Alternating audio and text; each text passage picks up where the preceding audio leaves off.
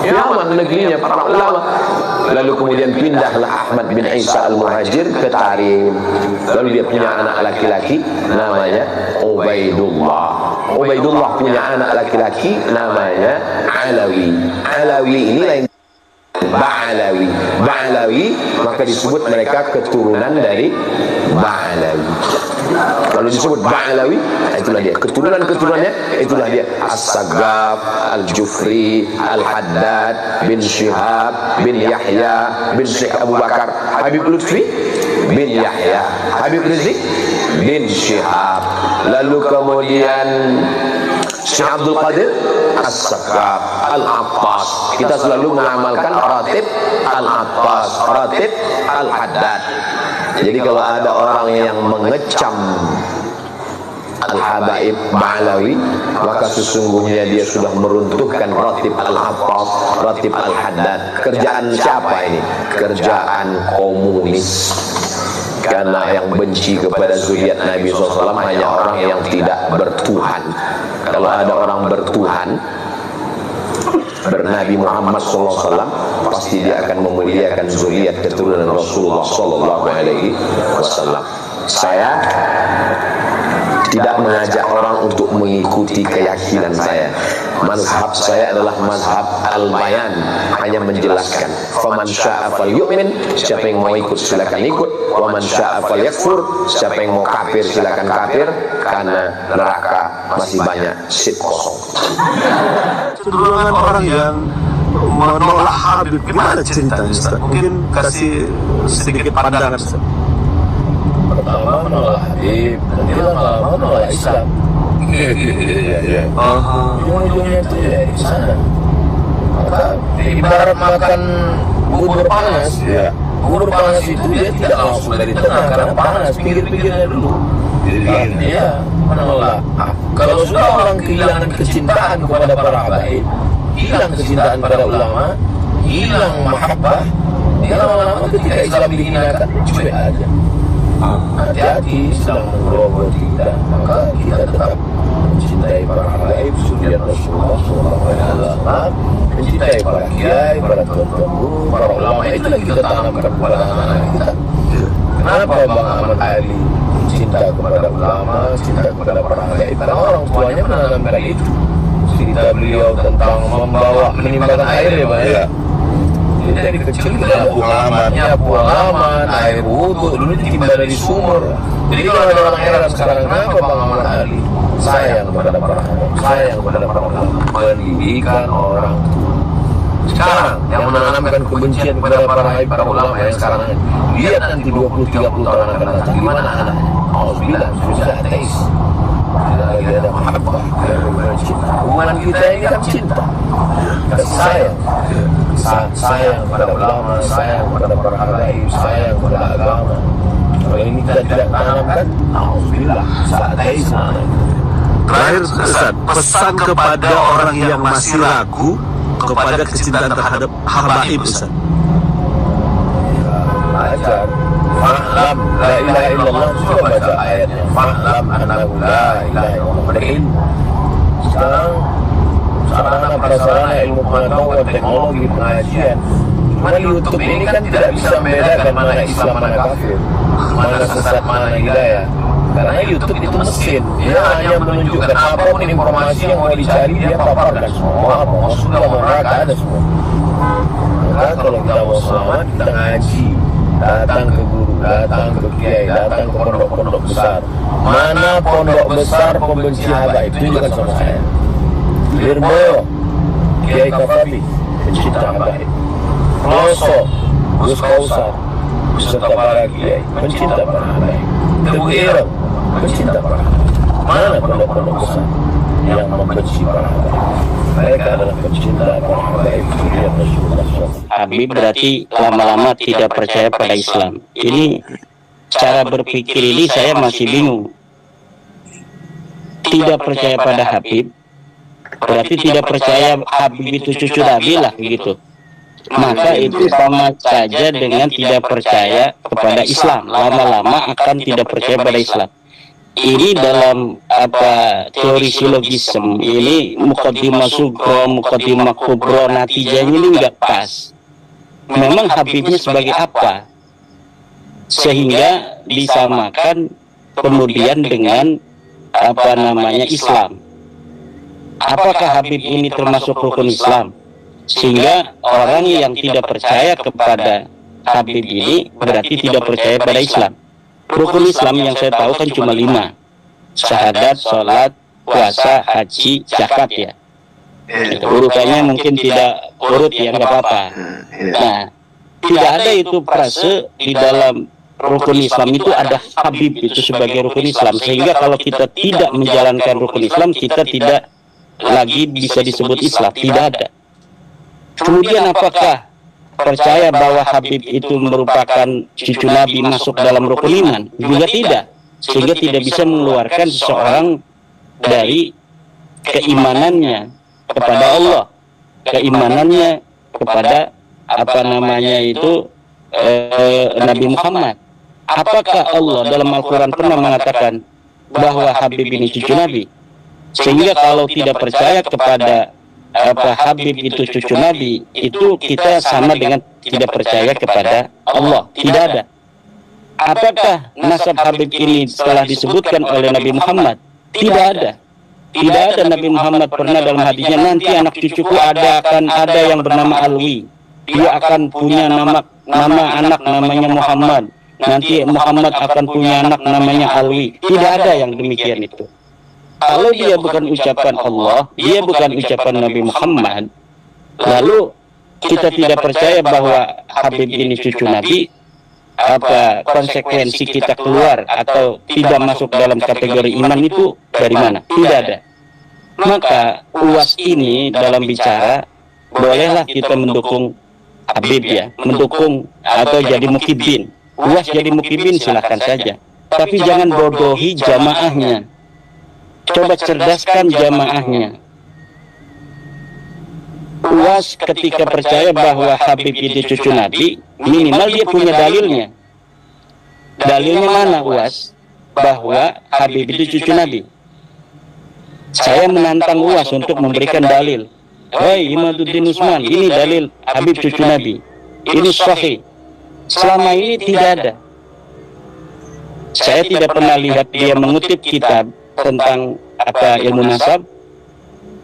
Dia hanya apa yang dia tahu selama ini. Nah, ini menutup jamaahnya untuk cerdas. Jamaahnya UAS ini kan bukan jamaah NU. Dia memang dalam amaliyah mungkin mirip dengan NU, tetapi dia dalam cara pandang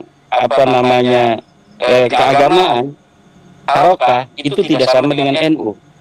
Jamaahnya saja bukan jamaah NU, itu sama dengan para mukibin ustadz-ustadz pendukung Habib itu yang sekarang membela nasab Habib itu sebenarnya tidak ada kaitan dengan NU. Jamaahnya bukan jamaah NU, yang mengundang dia banyaknya bukan orang-orang NU. Walaupun dia mengatasnamakan NU seperti Ustadz Wafi, Ustadz Idrus Ramli, tetapi tidak ada kaitan dengan bagaimana perjuangan ke-NU-an. Bahkan ketika NU di dalam sebuah muktamar kemudian memutuskan suatu hal tentang paham keagamaan, mereka ini yang paling getol untuk menolak. Ustadz Lutfi Basori, Ustadz Idrus Ramli, dan wa akhwatihim itu mereka lah orang-orang yang menolak pandangan-pandangan NU dalam kenegaraan misalnya, di dalam berbagai macam pandangannya terhadap khilafah misalnya. NU menolak khilafah. Ustadz Abdul Somad ini pendukung khilafah. NU menolak FPI. Gus Naji mendukung FPI. Nah, jadi pendukung-pendukung nasab habaib hari ini itu dari kelompok-kelompok yang semacam ini hari ini ya. Nah, tetapi saya memohon ya secara ilmiah kepada Ustadz Abdul Somad ini untuk ketika membela nasab para habaib ini minimal ada narasi-narasi ilmiah yang diungkapkan. Termasuk juga Ustadz Ar-Raji Hasim ya. Ustadz Ar-Raji Hasim, Ustadz Abdul Somad, Ustadz Yahya Ya, Buya itu kan marketing aja itu kan. Lah ini tolong ada dalilnya. Jangan jadikan masyarakat bodoh hanya untuk bertaklid. Sementara Allah melarang kita untuk bertaklid. Wala taqfu ma laysa laka bihi ilmun. Jangan engkau ikuti sesuatu yang kamu tidak ada dalil di sana. Tidak ada ilmu di sana. Kenapa Ustaz Abdul Somad tidak mengikuti Al-Quran? Al-Quran melarang kita untuk mengikuti sesuatu tanpa dalil.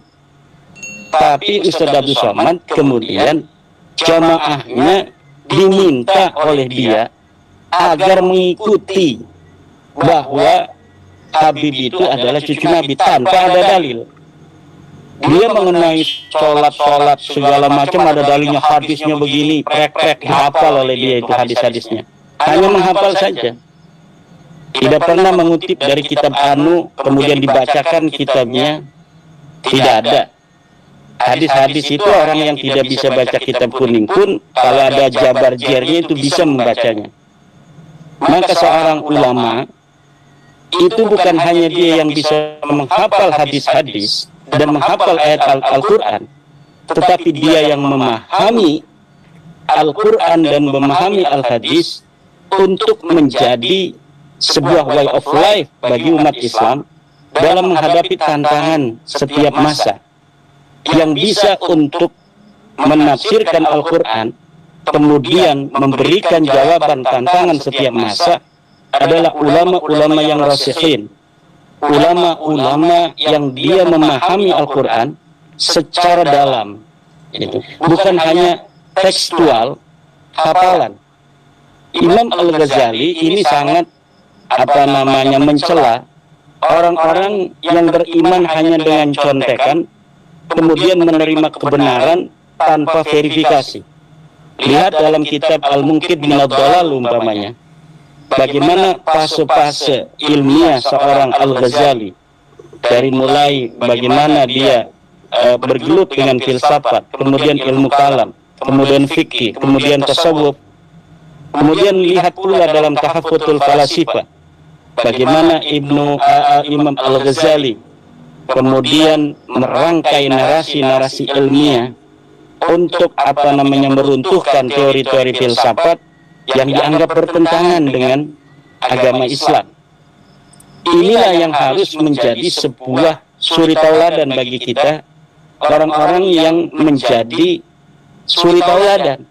Dia jadi penceramah, dia menjadi ustadz, dia menjadi seorang yang dikiaikan, ditokohkan, dibuyakan. Bukan buya yang dia kemudian menempelkan nama sendiri sebagai buya gitu, bukan. Tapi orang-orang betul yang dibuyakan oleh masyarakat. Ada orang yang menempelkan gelar buya itu sebagai marketing branding untuk kemudian meminta sumbangan di YouTube ke atas nama pesantren, atas nama santri dan lain sebagainya. Kita lihat kiai NU aja. Kiai NU, kalau orang sudah menisbahkan diri pada NU, dia bikin pesantren, tidak pernah merepotkan orang lain. Dia ada fasilitas yang sederhana, dia gunakan dengan semaksimal mungkin. Ada rezeki, dia bangun lagi, santri tambah, dia bangun lagi, santri tambah, dia bangun lagi. Tanpa pernah ada merepotkan orang, bikin santunan di YouTube, santunan. Setiap dia bikin YouTube ada merek, nomor rekening. Kita buka YouTube, ada muncul dia. Wakaflah satu tanah ini untuk generasi-generasi Islam. Kemudian ada lagi narasi-narasi menjual-jual orang santri-santri miskin. Santri miskin begini, ya Allah, berikanlah kemudahan rezeki bagi orang yang membelikan satu Al-Quran untuk kami membaca Al-Quran. Kemudian ada Al-Quran lusuh diperlihatkan. Itu yang iklan itu mereka, itu orang-orang yang hari ini getol-getol itu menyerang daripada pandangan keagamaan Nahdlatul Ulama, yang walaupun di dalam analiyah mirip dengan Nahdlatul Ulama. Tapi ketika kita melihat para kiai-kiai Nahdlatul Ulama, tidak ada yang seperti itu. Tidak ada yang mereka itu jual-jual nomor rekening di YouTube. Setiap bikin YouTube ada nomor rekening, silakan untuk berinfak. untuk anak-anak santri kami, anak asuh, jadilah orang tua asuh santri kami. Gak ada yang begitu di Nahdlatul Ulama itu. Semuanya berjalan begitu alamiah. Siapa orang yang mau mondok, ketika dia mondok, orang tuanya punya duit, ya seperti biasanya makan sendiri. Ketika tidak ada, ini kiai mohon kepada Allah, bukan mohon pada YouTube, bukan menjual-jual nomor rekening, tapi dia mohon aja semampunya dia bantu orang-orang yang miskin yang ingin belajar di pondok pesantrennya tanpa harus diketahui oleh orang lain dan tanpa harus menjual-jual santri itu kepada orang lain pula. Nah, ini yang saya amati dari ustadz-ustadz YouTube, ustadz-ustadz model-model zaman sekarang seperti yang sedang kita bicarakan itu. Nah, ini jadi berulah kecerdasan kepada jamaah kita untuk mempunyai cara berpikir keislaman yang sesuai dengan ajaran Kanjeng Nabi, sesuai dengan ajaran Al-Quran. Bagaimana ajaran Al-Quran? Ajaran ilmiah. Wala taqfu ma laysa laka bihi ilm. Jangan kau ikuti sesuatu yang tidak ada dalil. Kalau mau membela nasab Balawi itu sahih, mana dalilnya? Ayo kita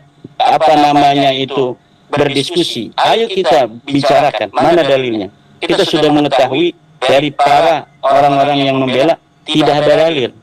Tapi sekali lagi, apapun yang terjadi, ini penting untuk digarisbawahi. Apa yang kami lakukan itu adalah hanya sekedar kami ingin katakan bahwa pengakuan Anda sebagai cucu Nabi tidak terbukti. Anda bukan cucu Nabi. Ya, tapi itu bukan karena kami membenci Anda, tapi karena kami ingin memberitahu kepada Anda sesuai dengan ilmu, sesuai dengan kajian ilmiah, bahwa Anda tidak terbukti sebagai cucu Nabi. Itu saja. Selanjutnya terserah Anda. Anda masih mau mengakui, ya silakan saja, jangan marah-marah. Yang jelas adalah apa yang dikatakan oleh UAS, bahwa tidak percaya kepada dasar habaib itu sama dengan tidak percaya pada Islam, itu tidak ilmiah, tidak berdasarkan ilmu pengetahuan, dan membawa jamaahnya kepada taklid buta yang dilarang oleh agama Islam.